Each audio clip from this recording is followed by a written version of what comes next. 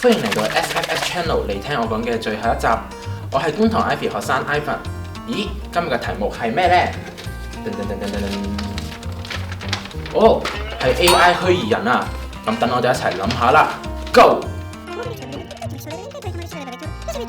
對我嚟講係好嘢嚟嘅喎，可以生成4種唔同類型嘅男朋友。哇，又唔使課金，又唔使擔心成日俾人呃，仲唔使擔心對方成日唔覆我 WhatsApp 添喎，好嘢嚟㗎！咁都得？聽你咁講，我諗起直頭有人同 AI 結婚添。老實講，啲人已經唔 care 真定假。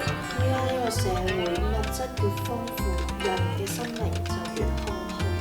好多嘢想傾，但係又冇人肯聽。AI 虛擬人物永遠聽你講嘢，捕捉你嘅情感。都係嘅。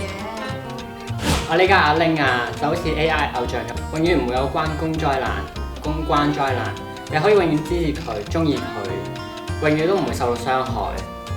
你諗下，如果我哋生成一個同老細一模一樣嘅人出嚟，有咩唔着放工仲要鬧翻佢轉頭，話唔定仲可以降低埋社會嘅犯罪率添。我一直都好想學探病去影一啲高海拔嘅雪山啦。咁但係如果你可以生成一個100%一樣嘅虛擬場景嘅，咁我就係唔會去嗰個位嘅，冇咗嗰個成功感。咁又係喎。講翻人啦，人呢係有慾望嘅。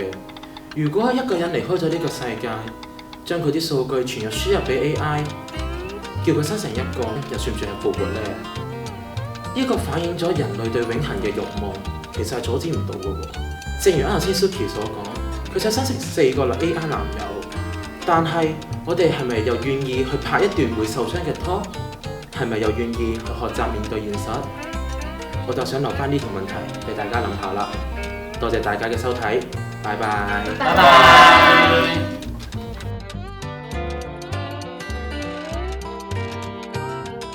有關公災難。關公，你笑笑咩啊？我唔知邊個笑。佢笑。